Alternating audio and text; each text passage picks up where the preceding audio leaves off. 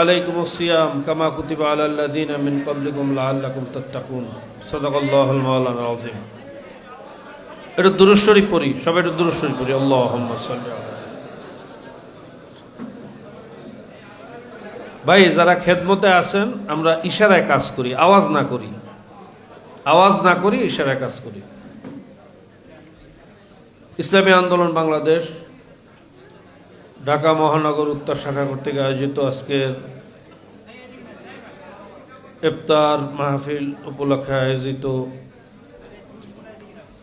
দোয়া অনুষ্ঠানের সম্মানিত সভাপতি ওয়াজিবুল এহতেরাম হযরত উলামা ইকরাম, শিক্ষিত কালামিস্ট, সাংবাদিক সহ সৃষ্টির শ্রেষ্ঠ জীব আশরাফুল মখলুকাত, সর্বস্তরের আমার ভাইয়েরা, আজকে আলোচনা যে উপলক্ষে আয়োজন করা হয়েছে সব দিক থেকে আলোচনা হয়ে গেছে। সংক্ষিপ্তভাবে যদি আমি বলি, আমি যে আয়াত শরীফ তেলাওয়াত করছি, আল্লাহ পাক রব্বুল আলামিন রোজা আমাদের উপরে ফরজ করেছেন, পূর্ববর্তীদের উপরে যেরকম ফরজ করেছিলেন, কেন আমরা যেন মুত্তাকি হতে পারি। মুত্তাকি কাকে বলা হয়? আর তাকওয়া হা হুনা। তাকওয়ার অনেক ব্যাখ্যা আছে, অনেক লম্বা কথা আছে। আমি সংক্ষেপে যদি বলি, শরীয়তের পরিভাষায় তাকওয়া বলা হয় মা আতাকুমুর রাসূলু ফাখুযুহু ওয়া মা নাহাকুম আনহু ফান্তাহু। আল্লাহ নবী আলাইহিস সালাতু ওয়াস সালাম যেই জিনিসগুলোকে নিয়ে আসছেন সেই জিনিসগুলোকে আঁকড়াইয়া ধরা, যেই জিনিসগুলোকে ছাড়িয়ে দিয়েছেন সেই জিনিসগুলোকে ছাড়িয়ে দেওয়া। তা আল্লাহ নবী আলাইহিস সালাতু ওয়াস সালাম কি কি জিনিস নিয়ে আসছেন, সমস্ত মুহাদ্দিসিনে কেরাম এই কথার উপর একমত। আল্লাহ নবীর জিন্দেগানির মধ্যে 4টে জিনিস পাওয়া যায়। 1 নম্বরে দাওয়াত, 2 নম্বরে তালিম, 3 নম্বরে তাসকিয়া, 4 নম্বরে জিহাদ ফি সাবিলিল্লাহ। বাস, আমাদের কাজ ওই 4টা। কথা ঠিক না? আর কোনো একটা বাদ দেওয়ার সুযোগ নাই। আমাদের শায়খ ও মুর্শিদ হযরত পীর সাহেব হুজুর চরমনাই নওয়ারাল্লাহু মারকাদাহু, তেনাকে যে আমরা জামানার মুজাদ্দিদ বলি, কারণটা কি? কারণ আল্লাহর কুতুব দাওয়াতকে যেভাবে গুরুত্ব দিতেন, তালিমকে অনুরূপভাবে গুরুত্ব দিতেন। সারা জীবনটাই তো দাওয়াতের পিছনে তিনি ব্যয় করছেন। তালিমের জন্য ৬৮,০০০ গ্রামে ৬৮,০০০ কোরআনী মার্কাজ কায়েম করার জন্য বাংলাদেশ কোরআন শিক্ষা বোর্ড গঠন করছেন। শুনলে খুশি হবেন, প্রায় ১৪,০০০-এর উপরে মাদ্রাসা বাংলাদেশে হয়ে গেছে। ৪,৫০০-এর উপরে মাদ্রাসা বোর্ডের নিয়ন্ত্রণে রেজিস্ট্রিভুক্ত হয়ে চলতেছে। প্রায় ৭৭টা দাওরা হাদিস মাদ্রাসা বাংলাদেশ কোরআন শিক্ষা বোর্ডের আন্ডারে চলতেছে। সবাই বলুন আলহামদুলিল্লাহ। এরপর আল্লাহর কুতুব শুধু বুনিয়াদি মাদ্রাসা না, ভ্রাম্যমান মাদ্রাসাও করছেন। আব্বাজান বলতেন, দাদাজান বলতেন যে আমার 2টা মাদ্রাসা, একটা হলো বিল্ডিংয়ের মাদ্রাসা আর একটা হলো ভ্রাম্যমান মাদ্রাসা। বাংলাদেশ মুজাহিদ কমিটি, ইসলামী আন্দোলন সহ যে সংগঠনগুলো আছে, তালিমের মাধ্যমে, সাপ্তাহিক সবগুজারি হালকা জিকিরের মাধ্যমে সেখানে তালিমের ব্যবস্থা করা হয়। অনুরূপভাবে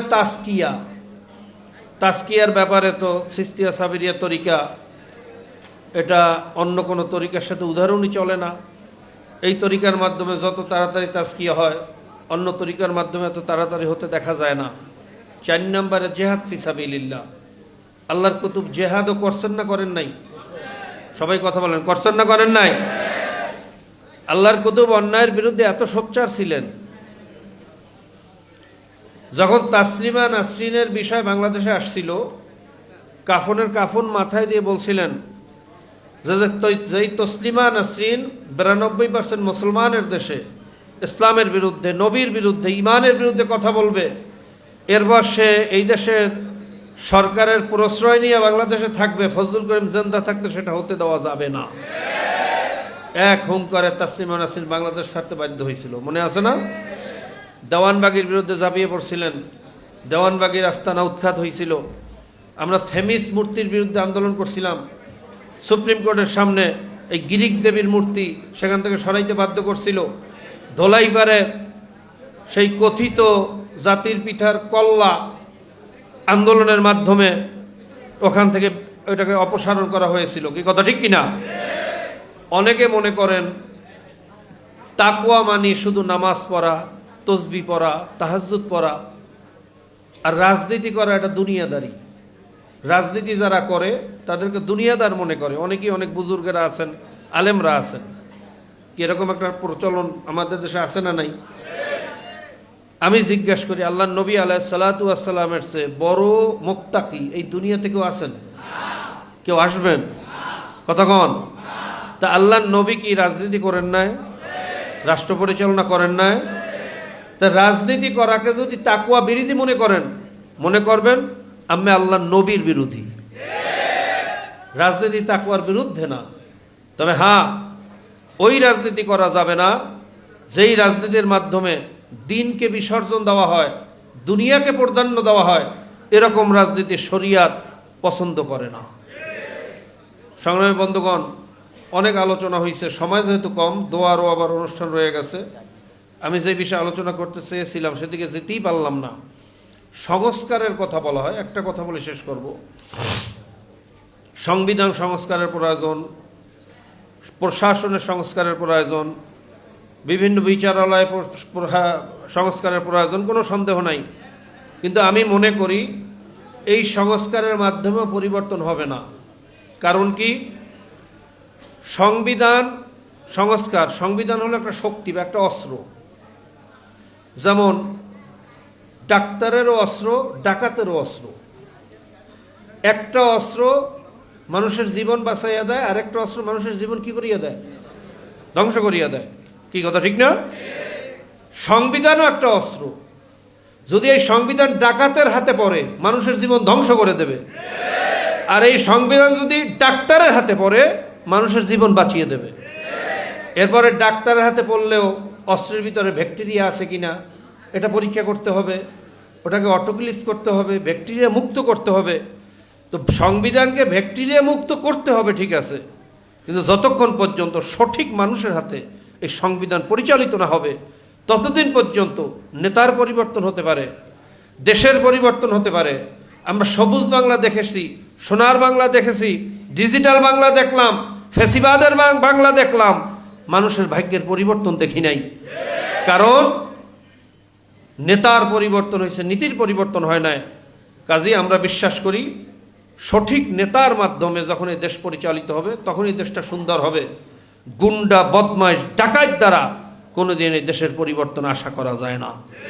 যাদের বিগত দিনও ভালো ছিল না, এখনো ভালো না, ভবিষ্যতে ভালো হওয়ার আশা, যাদের বিগত দিনও ভালো, বর্তমানও ভালো, বিগত দিনেও চাঁদাবাজি করে নাই, বর্তমানেও করে না,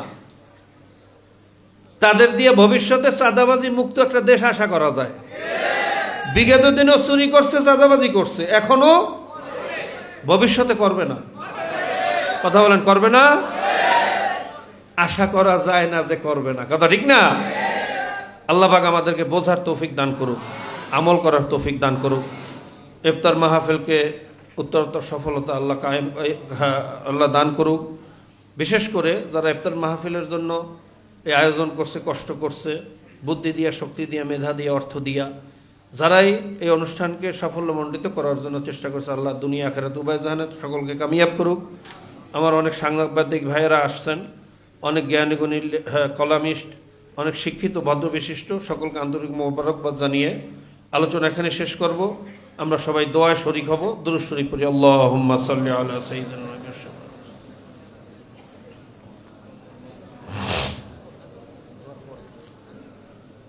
আল্লাহুম্মা আমিন। আল্লাহ, ইফতারের পূর্ব মুহূর্তে দোয়া কবুলের সময় আল্লাহ আমরা দোয়া করলাম, আমাদেরকে মাফ করে দাও। আল্লাহ আমাদেরকে মাফ করে দাও, আমাদের জানা অজানা সকল গুনাহগুলো মাফ করিয়া দাও। যতদিন জিন্দা রাখো ইসলামের উপরেই জিন্দা রাখিও। আল্লাহ যখন মৌবাদ দেবা ইমানের সাথে মৌবাদ দিও।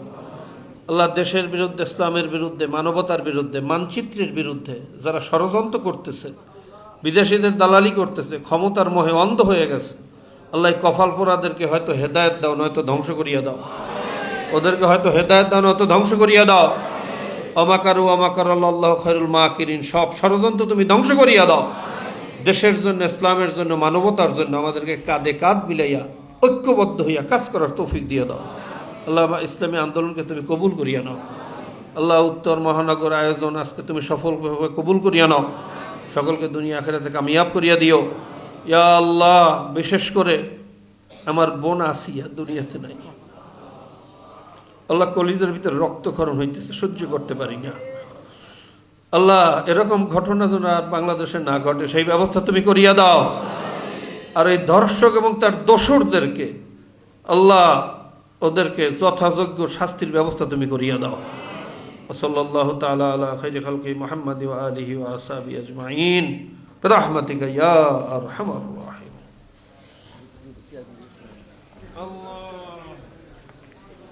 সম্মানিত অতিথিগণ, সুধী মণ্ডলী, আমরা ইফতার গ্রহণ করার পরে হাতে যে পলিথিন ব্যাগটি আছে এর মধ্যে আমরা যাবতীয় ময়লাগুলি রাখব। হলে এগুলি ফেলানোর সুযোগ নেই। বাহিরে ডাস্টবিন আছে, সেখানে আমরা রাখতে পারবো। পাশাপাশি আমাদের স্বেচ্ছাসেবকগণ